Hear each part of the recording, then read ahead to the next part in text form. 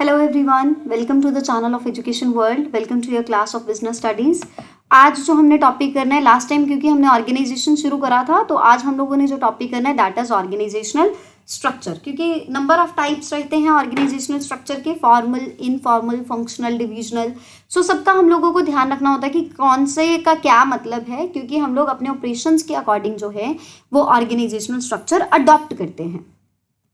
तो सबसे पहली बात यह है कि ऑर्गेनाइजेशनल स्ट्रक्चर कहते किसको हैं, जिसमें हम लोग हायरार्किकल रिलेशनशिप्स एस्टैब्लिश करते हैं ना लोगों के बीच में, जो अलग अलग हमारे रैंक्स पे काम कर रहे होते हैं, उसको हम लोग कहते हैं ऑर्गेनाइजेशनल स्ट्रक्चर.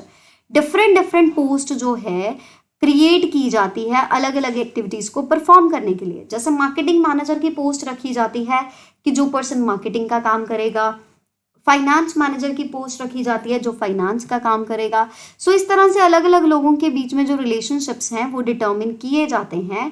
स्ट्रक्चर एक तरह का फ्रेमवर्क प्रोवाइड करता है एम्प्लॉयर्स को, और ऑर्गेनाइजेशन स्ट्रक्चर का ये जो फ्रेमवर्क है ना, इसी को हम लोग ऑर्गेनाइजेशनल स्ट्रक्चर कहते हैं. क्या कहते हैं? Organisational structure. सो फ्रेमवर्क कह लो या फिर हायरार्किकल रिलेशनशिप्स कह लो, ठीक है, वो चीज किस में आती है? ऑर्गेनाइजेशनल स्ट्रक्चर्स में. Next is span of management. अगर हम स्पैन ऑफ मैनेजमेंट की बात करें ना बेटा, इसका बड़ा छोटा सा मतलब है, बड़ा सिंपल सा और इंपॉर्टेंट टॉपिक है ये. Number of subordinates that can be effectively managed by a superior. एक सुपीरियर के द्वारा इफेक्टिवली कितने सबऑर्डिनेट्स मैनेज किए जा सकते हैं, उसको हम लोग कहते हैं स्पैन ऑफ मैनेजमेंट. क्या कहते हैं? Span of management. So it gives the shape to the organization structure. This determines the level of management in the structure. Narrow span of management results in tall structure and wider results in flat. अब मैं ये समझाती हूँ. जैसे a person है, उसके नीचे B काम कर रहा है, बी के नीचे सी और डी काम कर रहे हैं, सी और डी के नीचे, सी के नीचे आगे ई भी काम कर रहा है, एफ भी काम कर रहा है, डी के नीचे जी भी काम कर रहा है, एच भी काम कर रहा है. इसको हम लोग कहते हैं टॉल स्ट्रक्चर, क्योंकि इसका मतलब ये है कि जी और H, E F G H सारे ए के नीचे हैं. पर अगर ए के अंडर बी काम कर रहा है, सी काम कर रहा है, डी काम कर रहा है, ई काम कर रहा है, इसको हम लोग कहते हैं वाइडर स्ट्रक्चर. क्या कहते हैं? वाइडर स्ट्रक्चर या वाइडर स्पैन ऑफ मैनेजमेंट. सो सबसे पहली टाइप जो है ना that is functional structure. Functional structure में हम डिपार्टमेंट्स बनाते हैं, एक्टिविटीज को ग्रुप किया जाता है स्पेसिफिक फंक्शंस के बेस पे. जैसे सारे जॉब जो प्रोडक्शन से रिलेटेड है वो प्रोडक्शन के पास आगे, जो पर्सनेल से रिलेटेड है वो पर्सनेल के पास आगे, जो मार्केटिंग के रिलेटेड फंक्शन है वो मार्केटिंग डिपार्टमेंट काम करेगा, जो रिसर्च एंड डेवलपमेंट के रिलेटेड काम है वो सारा रिसर्च एंड डेवलपमेंट डिपार्टमेंट करेगा, और परचेज करने वाला काम जो है वो परचेज डिपार्टमेंट करेगा. सो फंक्शनल स्ट्रक्चर का फायदा ये रहता है कि हम लोग ना एक एक फंक्शन में स्पेशलाइज्ड हो जाते हैं. जैसे पता है कि सेल वाले को सेल करनी आती है, जो सा मर्जी प्रोडक्ट उनको पकड़ा दो, उनका फोकस सिर्फ सेल के ऊपर रहेगा. सो एक लाइन ऑफ प्रोडक्ट के लिए ये बहुत ज़रूरी रहता है और फंक्शनल स्पेशलाइजेशन हो पाती है. फायदा यही है कि स्पेशलाइजेशन हो जाएगी, कोऑर्डिनेशन से काम चलेगा, क्योंकि हर बंदा अपने डिपार्टमेंट में काम कर रहा है अपनी एफिशिएंसी के साथ, और उसके पास उसकी स्किल्स हैं. क्योंकि आप सेल्स वाले को बिल्कुल भी प्रोडक्शन का काम नहीं दोगे, प्रोडक्शन वाले को परचेज का काम नहीं दोगे, परचेज वाले को फाइनेंस का काम नहीं दोगे. सो स्पेशलिस्ट अपना अपना काम करेंगे तो कोऑर्डिनेट भी करेंगे एक दूसरे के साथ. मैनेजरियल एफिशिएंसी अचीव हो पाती है और कॉस्ट कम से कम रहती है, क्योंकि स्पेशलाइजेशन की वजह से ना एक फायदा मिल पाता है, वो ये रहता है minimization of wastage of resources and almost elimination of wastage. Disadvantage ये होता है, कहता है हर डिपार्टमेंट का ना अब आपस में कंपटीशन हो जाता है कि मैं अच्छा काम करूंगा, मैं अच्छा काम करूंगा. ऑर्गेनाइजेशनल ऑब्जेक्टिव्स हो जाता है इग्नोर, इंटर डिपार्टमेंटल कोऑर्डिनेशन बन नहीं पाता, और पूरी तरह से कंप्लीट डेवलपमेंट अगर आप कहो कि आपको मिल पाएगी, वो नहीं मिल पाएगी. फिर बात आती है डिविजनल स्ट्रक्चर. डिविजनल स्ट्रक्चर में ना डिविजन्स बनाई जाती हैं. जैसे यहाँ पे काम एक्सेसरीज का चल रहा है, दूसरे एरिया में प्लास्टिक का काम चल रहा है, तीसरे में कॉस्मेटिक्स का चल रहा है.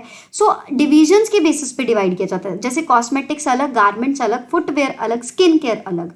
अगर आपका एक भी डिपार्टमेंट जो है वो बहुत ज़्यादा लेवल पे काम करेगा तो आप आगे उसकी फंक्शनल बाइफर्केशन कर सकते हो कि डिपार्टमेंट गारमेंट्स का जो डिवीजन है उसका पर्सनेल डिपार्टमेंट अलग, उसका मार्केटिंग डिपार्टमेंट अलग, उसका रिसर्च एंड डेवलपमेंट डिपार्टमेंट अलग, उसका परचेज डिपार्टमेंट अलग।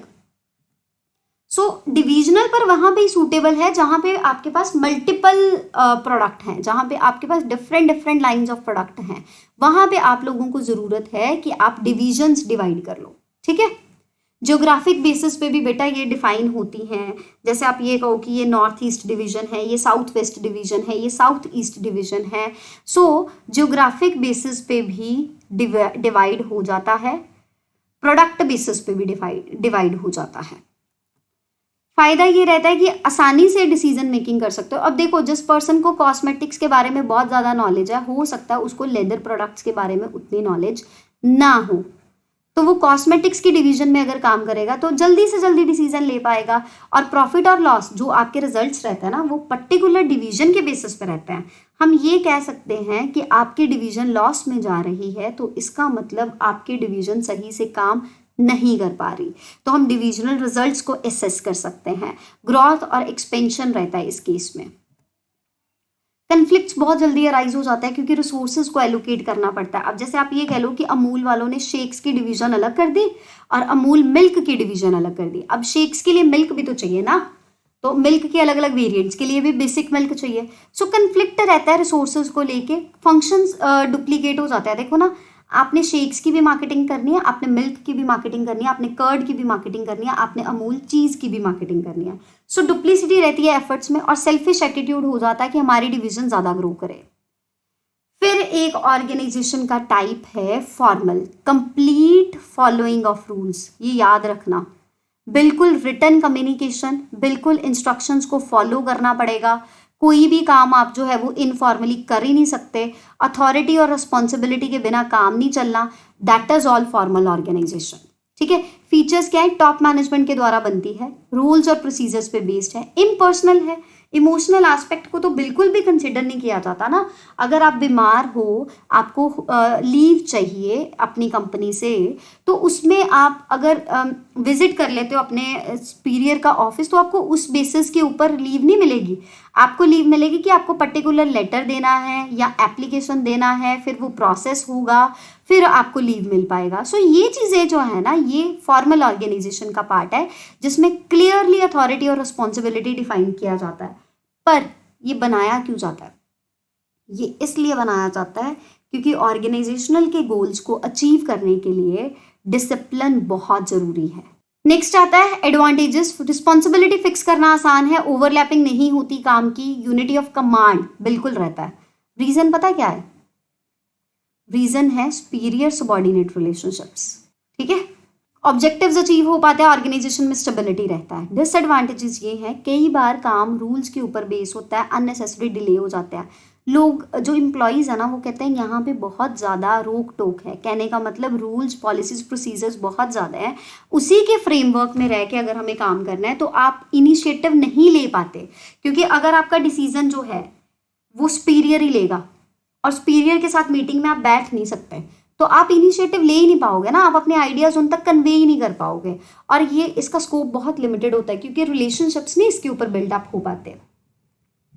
फिर ऑर्गेनाइजेशन आता है इनफॉर्मल ऑर्गेनाइजेशन। देखो, क्योंकि आपको अपने रिलीजन से रिलेटेड पर्सन मिल गया, आपकी विसिनिटी में वो पर्सन रहता है, मतलब कहने का मतलब आपकी लोकेलिटी में वो पर्सन रहता है, बिल्कुल आसपास से आप आते जाते हो, आपके इंटरेस्ट मैच करते हैं, तो इनकी वजह से ना कुछ लोगों के आपस में हेल्दी रिलेशंस बन जाते हैं।